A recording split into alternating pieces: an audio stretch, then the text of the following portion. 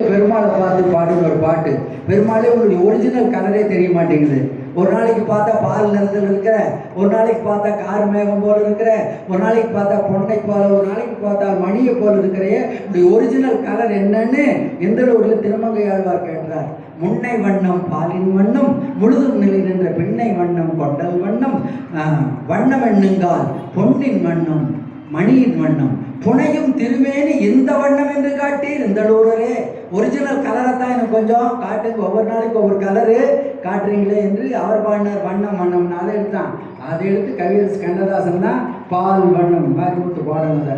பால் வண்ணம் பருவம் கண்டு தங்கவேல் பண்ண 2 பேரும் நல்லா இருக்கு. பால் வண்ணம் பருவம் கண்டு வேல் வண்ணம் விழிகள் கண்டு பெண் வண்ணம் நோய் கண்டு வாடுகிறேன், கண் வண்ணம் அங்கே கண்டேன் கை வண்ணம் இங்கே. கண்ணதாசனுக்கு கிடைத்த சிறப்பு ராமாயணம், மகாபாரதம், சங்க இலக்கியங்கள் எல்லாத்தையும் படித்தவத்தின் சாரத்தை திரைப்படமாக கொடுத்தான். அதனால தான் கண்ணதாசனுடைய பாடல்களை இது போன்ற மேடைகளிலே சொல்ல முடிகிறது. வந்தார்கள், நேரம் அழைச்சிட்டு வந்தாங்க. இப்போ கோட்டையில் கட்டப்பட்டிருந்த கொடிகள் எல்லாம் ராமா ராமா சீக்கிரம் வா சீக்கிரம் வா, இங்கே சீதை உனக்காக காத்திருக்கிறாள் என்பது போல் அசைந்ததான். பாட்டெல்லாம் சொல்றதுக்கு நேரம் இல்லை. மகிறு மலரின் நீங்கி யான் செய்யும் மாதவத்தின் வந்து செய்யவள் இருந்தாலும் செல்வமணி கொடிகள் என்றும் கைகளை நீட்டி ஐயனை ஒல்லைவா ஒல்லைவா சீக்கிரமா சீக்கிரமா என்று அழைப்பது போன்றது தான். மேல் பாடத்தில் பால்கனியிலே சீதை இருந்தாள். பெரிய பாட்டு, நேரம் இல்லை, 2 வரி எல்லாருக்கும் தெரிஞ்ச வண்ணம். அண்ணலும் நோக்கினான் அவளும் நோக்கினாள், தெரியாதவங்க கிடையாது. மற்ற 10,400 பாட்டில் எல்லாருக்கும் தெரிஞ்ச 2 வரி. ரொம்ப கதாநாயகன் கதாநாயகன் சந்திக்கிற பாட்டு. எனக்கு அந்த 2 வரிக்கு மேலே தெரியாது. எண்ணரும் நலத்தினாள் இணைகள் நின்றொழி கண்ணோடு கண்ணினை கவ்வி ஒன்றையொன்று உண்ணவும் நிலைவராது உணர்வும் ஒன்றிட அண்ணலும் நோக்கினான் அவளும் நோக்கினாள். 2 பேரும் பார்த்துட்டாங்க. அதற்கு பிறகு 2 பேரும் இருவரும் மாறிப்பூக்கு இதயம் எழுதினாராம். உடனே இதயங்கள் மாறி போச்சாம். ராமனுடைய இதயம் சீதைக்குள்ள போயிருச்சாமா, சீதையினுடைய இதயம் ராமனுக்கு வந்துருச்சாமா. சங்க இலக்கியங்கள் பார்ப்போம். ஜெய்சிங் இருதலை புள்ளின் ஓருயிர் போல, ஒரு பறவைக்கு 2 தலை இருக்குமாமா, ஆனால் உயிர் ஒன்று. இருதலை புள்ளின் ஓருயிர் போலன்னு அந்த மாதிரி இப்போ இருவரும் மாறிப்புக்கு இதயம் எழுதினர். பார்த்து கொண்டது கண்ணுக்கு கண்ணு, பழகி கொண்டது நெஞ்சுக்கு நெஞ்சு. உடனே உள்ளே போனார்கள். விஸ்வாமித்திரர் அறிமுகம் பண்ணி வைத்தார். தசரதனுடைய பிள்ளைகள் இச்சுவாகுலத்தினுடைய வரிசையா மனு, முதல் மன்னன் மனுவிலிருந்து, அதில் தான் மனு நீதினு வர்றோம். அந்த மனுவிலிருந்து தசரதன் வரைக்கும் சொல்லி அவனுடைய பிள்ளைகள். இவன் சாதாரணமாக நினைக்காத, வேள்வியிலே பிறந்தவர்கள், யாகத்திலே பிறந்தவர்கள், தாடகையை வதம் செய்தவர்கள். இவன் கால்பட்டு ஒரு பெண்ணே, கால்பட்டு ஒரு கல்லே பெண்ணாச்சுன்னெல்லாம் சொல்லவும் கூட ஒன்றும் ஜனங்களுக்கு பெரிய சந்தோஷம் இல்லையாமா. ஏன்னா அவன் தசரதனை பற்றி கேள்விப்பட்டிருக்கிறான். அவர் ஒரு 3 தேவியர் ஏற்கனவே, அது இல்லாமல் ஒரு 60,000 துணைவியர்கள் வேறு இருக்கிறாங்க. மகன் 30,000 வச்சுட்டான், என்ன ஆகும்? அதனால கொஞ்சம் தயங்கினாராம். அப்பத்தான் ஒரு வார்த்தை சொன்னான், வளர்த்தது வசிஷ்டன் கான். வளர்த்தது வசிஷ்டன், பெற்றது தசரதனாக இருந்தாலும் வளர்த்தது வசிஷ்டன்.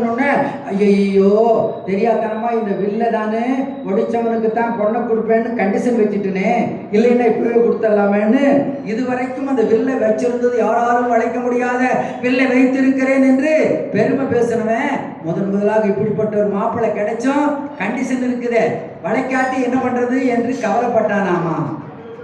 ஏன்னா வளர்த்தது வசிஷ்டன், வசிஷ்டனும் அருந்ததியும் தான் உலகத்தில் உயர்ந்த வாழ்க்கைக்கு எடுத்துக்காட்டு. அதனால தான் கல்யாணத்தில் அம்மி மிதித்து அருந்ததி பார்க்கிறோம்.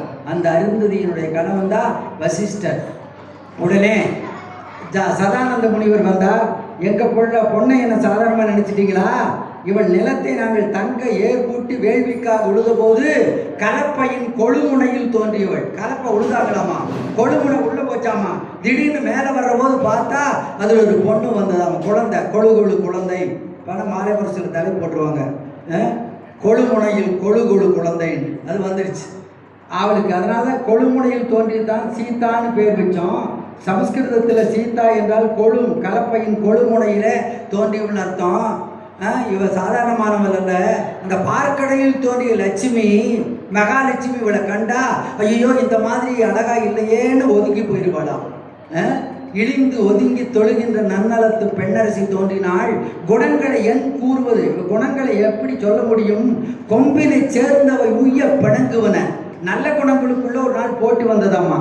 நான் தான் இவகிட்ட முந்தி போய் சேருவேன், நான் தான் இவகிட்ட முந்தி போய் சேருவேன் என்று கெட்ட குணங்கள்லாம் நம்மகிட்ட வந்த மாதிரி நல்ல குணங்கள் எல்லாம் சீதைகிட்ட போறதுக்கு போட்டுக்கிட்டு போய் சேர்ந்ததான். கொம்பினை சேர்ந்து உய்யவை பணங்குன அழகு இவளை தவம் செய்து அடைந்தது. நம்ம எல்லாம் அழகுக்காக பியூட்டி பார்லர்ல தவம் செய்கிறோம். ஆனால் அந்த அழகுங்கிற அந்த ஒரு நலன் சீதா பிராட்டி இடத்தில் இருந்தா பெறுவேன். அழகு தவம் செய்து இவளை அடைந்தது என்றெல்லாம் சொல்லி இந்த வில்லை வளைத்தால் இவனுக்கு கொடுக்கலன்னா 60,000 பேர் சேர்ந்து வில்லை கொண்டு வந்து வைத்தார்கள். சீதைக்கு 60,000 பேர் கொண்டு வந்து வைக்கிறாங்க. தூக்கிட்டு வந்தவங்க எத்தனை பேரு? 60,000 பேர் சேர்ந்து தூக்க முடியாம தூக்கிட்டு வந்த வில்ல அப்படி ராமன் சீதைக்கு சூட்டுகின்ற பொன்மாலை எடுப்பது போல ஒரு கையால் அப்படி லாபகமாக எடுத்து நிறுத்தினானா. சீதைக்கு சூட்ட போறானே கழுத்துல பொன் மாலை, மணமாலை, அதை எடுப்பது போல 60,000 பேர் தூக்க முடியாம தூக்கி வந்த வில்ல அப்படி ஒத்த கையால எடுத்து நிறுத்தினான். அடுத்த வரி எல்லாரும் படிச்சிருப்பீங்க. எடுத்தது கண்டனர், இற்றது கேட்டனர். எடுத்தது எல்லாரும் பார்த்தாங்க, அதுவும் கண்ணமைக்காம பார்த்தாங்களா. நம்ம கண்ணை கட்டி வச்சுட்டாங்களா. கண்ணமைக்கிற நேரத்தில் நான் காய்ச்சி போயிட்டு என்ன பண்றதுன்னு கண்ணமைக்காம பார்த்தும் காண முடியலையாமா. ஏன்னா நம்ம கண்ணுக்கு ஓரளவுக்கு தான் இந்த பவர் இருக்குது. அந்த காட்சிக்கு அந்த கண் பார்வையை கடந்த வேகத்துல அந்த காதல் மட்டும் ஜடன்னு வில் முருகிற ஓசை மட்டும் கேட்டதான். ஒரு வரிக்கு போதும் கம்பன் கவி சக்கரவர்த்தி.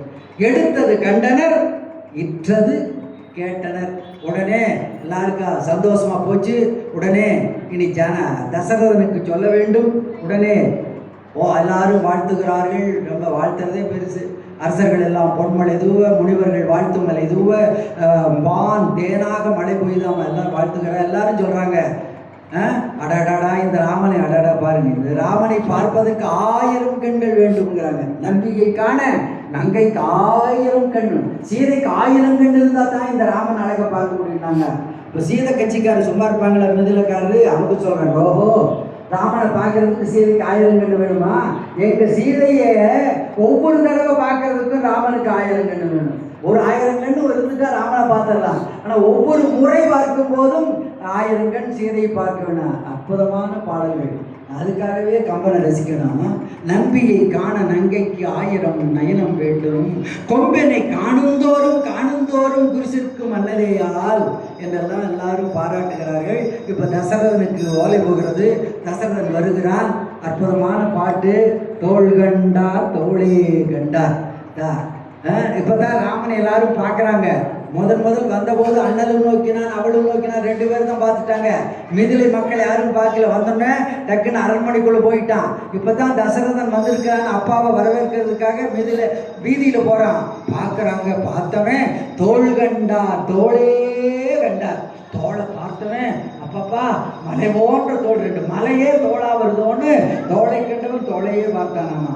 தோள் கண்டார் தோளே கண்டார், தொடுகடல் கமலமன்ன தாழ் கண்டார் தாழே கண்டார். 2 செந்தாமரை பூவே நடந்து வர்ற மாதிரி இருக்கிற அவன் பாதத்தை பார்த்தவர்கள் அதையே பார்த்தாங்களாம். நான் அடிக்கடி பள்ளிக்கூடத்தில் சொல்லுவேன், நேரம் இல்லை.